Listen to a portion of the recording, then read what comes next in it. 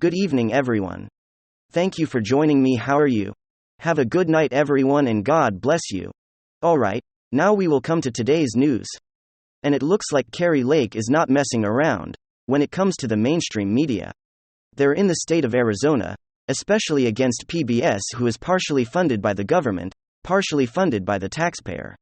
And when these type of media institutions decide to stop working for the actual taxpayer, and to continue to serve their masters, who is the Democrat Party, it is time to defund it, my friends, and that is what Kari Lake and the Arizona legislature is proposing to do to PBS for their attempt to not broadcast a debate between Kari Lake and Katie Hobbs. This is disgusting.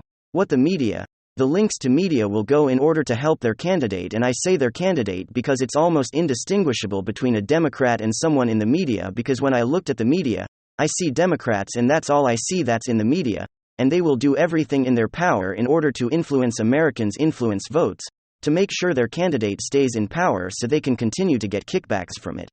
If you don't believe they get kickbacks, then you, my friend, are very naive. So let's go and dive into this coming to us. It says defund PBS. Yes. That's all you have. You want me over Arizona state legislators, and Kari like to enact legislation to sever all ties and support after PBS betrays Arizona Clean Elections Commission. That's right. Trump-endorsed Arizona gubernatorial nominee Kari Lake recently said that Arizona should look into defunding this Arizona PBS stain. They appear to be an arm of the Democrat Party, absolutely. Like later said on Twitter that she can't wait to sign legislation that would sever all ties from the far-left organization. Lake had a huge press conference on Wednesday outside of the Arizona PBS station in response to their defiance and betrayal of Kari Lake, the Clean Elections Commission, and Arizona voters. The Gateway Pundit reported that Arizona PBS is running over for Democrats, running cover for Democrats in defiance of the Clean Election Commission and Arizona voters by allowing Democrat Katie Hobbs debate Dodge and offering Hobbs a 30-minute interview in place of a scheduled debate, again in-kind contributions to the Democrat Party. We previously reported that the Arizona Clean Elections Commission rejected Democrat Katie Hobbs' proposal to change the gubernatorial debate into a forum with separate interview for Katie Hobbs, and Trump-endorsed Kari Lake. In response, the Clean Election Commission declared that they will cut ties with PBS and postpone Wednesday's Q&A forum, and today can decide a new partner date and venue for the debate. During her recent presser, Lake was asked by a journalist if she would push for legislation to bend to invest public funding for Arizona PBS, and this what she had to say. Let's take a listen. She said, "If you have any questions about this, I'm hoping that you don't put the same headlines that I've seen already. We had nothing to do with this getting cancelled. This was completely PBS. And it is outrageous that we're watching the decimation of a 2-decade tradition of debates that help the voters decide who to vote for. And a coward named Katie Hobbs is behind it along with PBS. It's outrageous. Questions anybody?" Jordan. Gone Undercover Journalism Expo is done by Project Veritas, where Katie Hobbs ran from reporters again. She also, she admitted to lying to an Uber driver, somebody that actually works for her, pays her taxes, and she wouldn't tell him what she does for a living or the fact that she's running for governor. What does that tell you about her? Her competence in her campaign and also her ethical standards? Well, I don't know much. I haven't done a lot of research. I talked about the Project Veritas story that came out. All I saw was that she is running from a black reporter, which doesn't surprise me. Spilling her food and drink all over and hiding in the bathroom surprises me not. This woman is a maniac. I really am shocked at the level of racism I've seen. I can't tell you what's going on in her mind and why she lied to the Uber driver. It's interesting. The Uber driver didn't even know who she is. I am not shocked by that. She's been hiding in her basement. I think if she walked through here, half the people wouldn't know who she is. She's been in hiding, and she refuses to actually campaign across the state. Mean time on campaigning across the state. I've cleared my schedule for debate. I've cleared it again for another debate. And I'm willing to clear it again. And I will be showing up next Tuesday. And PBS better put both of us on stage at the same time. So it is true that Arizona PBS does receive some public funding. When you push the state legislator or the Board of Regents to divest funding from PBS, if you're elected governor, well, seeing as how they appear to be an arm of, I think we need to look at it. This is not bipartisan. This is biased. This is absolutely biased.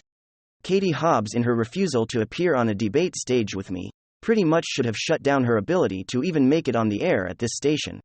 But yet they are so obviously in the tank for her that they're giving her an opportunity to appear on this stage. It's wrong. And we should look at that, we really should. Okay, there you guys go. Kari Lake on what should occur to the Democrat Party, run-funded PBS. Of course, most of all mainstream media, in my opinion, is bias. All mainstream media is pushing the agenda, and it's up to you to determine what you believe from these people. They are paid liars or paid propagandists, and they will continue to lie to you and your family, and your friends in order to push an agenda that goes against everything that you probably stand for. And this is some big news, but I can tell you who isn't, and that's the most odious of all newscasters, CNN ultra-leftist.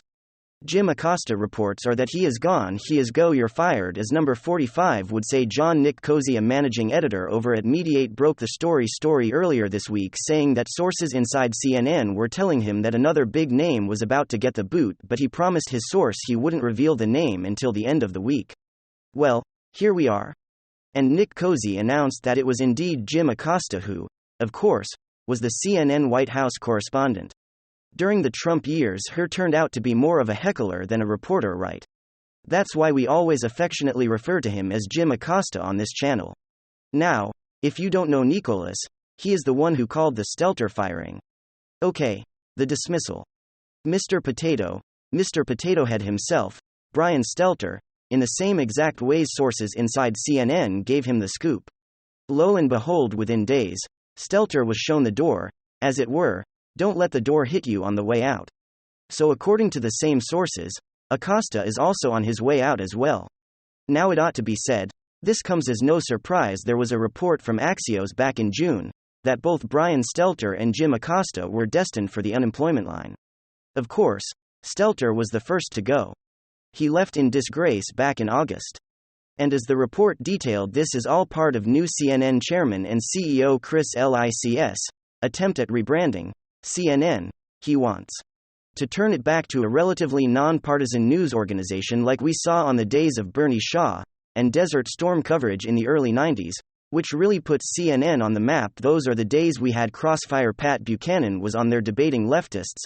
I mean, he had real debate. It was generally nonpartisan. Rush Limbaugh was on there a lot. Larry King. It really was the golden age for CNN. Well, Licht wants to go back to that model because he sees no other way of salvaging CNN, but if you're a regular, you'll know that we have been faithfully documenting the ratings purge, the ratings implosion that has haunted CNN, especially over the last several months. If you don't know, this year, CNN's ratings are down an astonishing and embarrassing 90%. They've lost 90% of their audience from their height. In January of 2021, they fell from averaging upwards of, say, 3 million back in 2021. To today, they're lucky if they get 500,000 viewers. It has been an utterly astonishing collapse from what was once considered a major news network. And according to this new CEO Chris Lics, the only way they're going to be able to save this network is if they pivot, if they change course and go back to what worked. Right. So, and if they're going to do that successfully, then obviously, the left dislikes of lunatics like Jim Acosta need to be thrown overboard. And according to this report, that's exactly what we're going to be seeing this week. And keep in mind, too, it's not just Acosta's obnoxious woke leftist sentiments that are a problem. He was just a bad broadcaster. Not even CNN's loyal audience liked him. And we've got data on that. You may not have known that he actually had his own show. And of course, you wouldn't have known that because obviously nobody watched it. But the key here is that that's not an exaggeration. It was a weekend show called CNN Newsroom. And Fox News did a report on it, and I kid you not. It was so bad. It was so reprehensible that 3 weeks into the program. Okay, after Acosta's program first started, just 3 weeks in, Fox found that CNN viewership actually dropped 40%. During his show, the average CNN viewership for a Saturday was consistently 40% lower whenever it costs a CNN newsroom aired.